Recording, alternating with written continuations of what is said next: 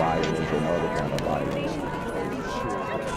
Get away! I could be at work, at school, in my car, and I can still get shot by the police. But I can get shot anywhere.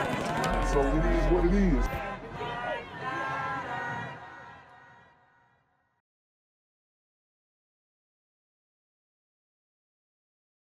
What's good, cyberspace? It's the Black Gen Z Mindset. Make sure you go ahead and like, comment, share, subscribe, and let's get into the video. A man told police his wife killed herself. Now he's under arrest, accused of her murder. Channel 2's Matt Johnson is live in Gwinnett County. And Matt, police tell you they had some doubts about his story from the very beginning. Dave, a lot of things did not add up for investigators, so they say eventually they found more than enough evidence to charge this man with murdering his wife. It began as a 911 call from a husband who claimed his wife was dead. The caller had called in, stated that his wife had shot herself. But less than 20. So this super gremlin called the police on himself, tried to stage his wife's suicide. For what reason? I don't know. But this is absolutely horrifying. 24 hours after investigating at an apartment complex, police put him in jail for her murder. Our Gwinnett County Police Department and the homicide unit investigate every incident very thoroughly. It happened Tuesday night at around 9:15 at an apartment complex on Bethesda Church Road near Ronald Reagan Parkway in Lawrenceville. But Gwinnett police say investigators had suspicions with 51-year-old Glenroy Roberts in the beginning. It's just some suspicious circumstances around. He called in, stated she had shot herself. They had just had an argument. The medical examiner determined that 45-year-old Claudia Roberts had more than one gunshot wound. That quickly got the attention of homicide detectives. I mean, it's not funny. Domestic violence is a real thing. It's a serious thing, and it should not be taken lightly. But this super gremlin tried to stage the woman's murder and shot her multiple times. I don't know if they can't count. I don't know what it is, but you've got to be, I mean, the fact that he made it this far in life is a mystery. Homicide unit came out, the crime scene came out. They located additional shell casings. All of those things kind of lead up to it not indicating that it was a suicide. Glenroy Roberts was booked 6 hours later into the Gwinnett County Jail on charges of aggravated assault and felony murder. Police say their interview with him, combined with the evidence at the scene, helped them quickly disprove a lie. All of those things kind of lead up to it not indicating that it was a suicide. And I just checked jail records, and he remains in the Gwinnett County Jail with no bond. Live in Gwinnett County, Matt Johnson, Channel 2 Action News. All right. Thank you very much, Matt. I'm here on the corner of MLK and Frederick Douglass, where a shooting just took place. And as you can see, it's a pretty rough area. So I'm basically risking my life reporting on this madness. So make sure you do me a favor and hit the subscribe button. Like the video, hell, share the video. And make sure you go ahead and leave a comment down in the comments section to continue the discussion on how we can find solutions to all this son violence in the streets. I'm Jenquavius Jackson, here live, reporting from Atlanta, Georgia, BGZM News 17. A school teacher is in the ICU after investigators say someone firebombed her home. Wow. Channel 2's Tom Jones has been all over this story. He is live in Riverdale, where neighbors say the explosion was like something out of a movie, Tom. Yeah, that's what they say, Dave. Take a look at all the damage those two firebombs. Woo!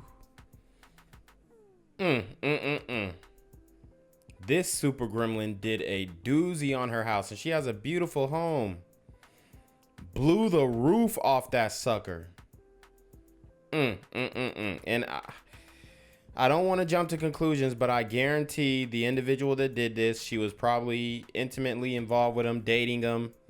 Obviously, he was a super gremlin. He was a thug. He was a street dude, because that's what these women like. The educated, independent, strong, I don't need no man women always go for these bum street dudes, and with a criminal record longer than a CVS receipt. And, you know, he does what he does, okay? Maybe they got in an argument. Maybe she tried to break up with him. But it's just so wild to me how you're a teacher, you're an educator, you're teaching students, and you're dating these little boys. Caused to this home. One of those firebombs went into the bedroom up top of Clayton County teacher Adriana Swanson. The second went in the front window. Investigators say to keep those inside from getting out alive. Detectives want the person who tossed these firebombs off the streets. And then I just heard a loud boom while I was sleeping. It was an early morning fire that startled people who live here when they realized one of their neighbors suffered serious burns. Wow. If she wasn't fast to run out, she would have been dead. The neighbor burned. 22-year-old Adriana Swanson, a Clayton County school teacher. Investigators say she is lucky to be alive. Anybody could have died. There was 2 people inside of the home. Investigators say this was the act of an arsonist. They gave me this surveillance video they say shows a flash of fire on Derby Drive around 2:30 the morning of August 20th. Then someone ran away. Yeah, he took off. My man ran a 40-yard dash, so you know that's a super gremlin. These super arsonist gremlins are on demon time. Authorities say their suspect was intent on making sure no one survived. It seems to us that it was a targeting situation where there was an accelerant that went through the top window and then there was an accelerant that went through the bottom window. The firebomb that hit the top of the house went into Swanson's bedroom. We flew News Drone 2 up so you can see the massive damage. This neighbor who did not want her face shown says Swanson was in shock. She was just saying, oh my God, I cannot believe this is happening. The fire was so intense it threatened the homes next to it. And my thing is, I don't get how they don't understand how these things happen when the men that they're dealing with are literally homicidal, borderline self-deletion idol.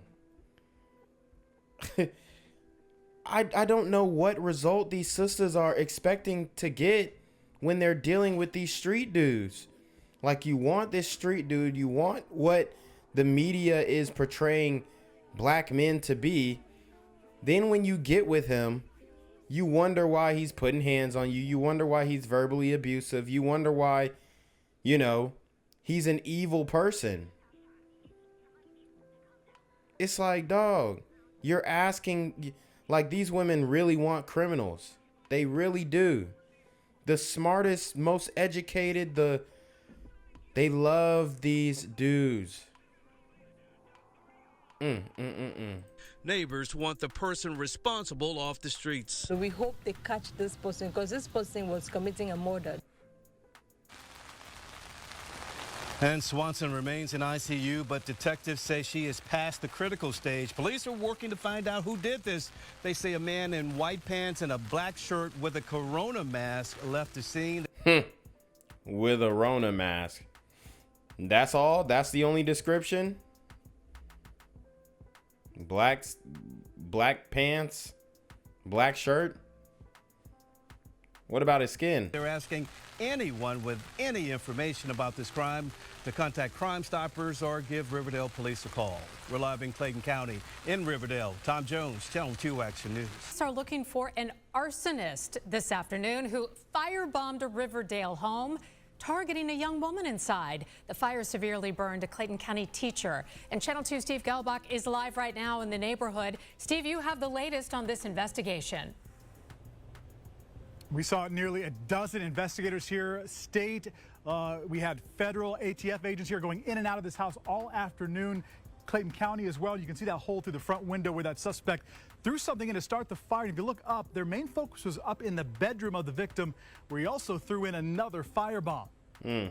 Clayton County fire marshals, arson investigators, along with ATF agents, including a dog to sniff out accelerants, were back Friday scouring and sifting through this charred home at the end of a quiet cul-de-sac. And we heard her screaming, and that's what woke us up. Neighbors say they saw the Clayton County school teacher, 22-year-old Adriana Swanson, badly burned.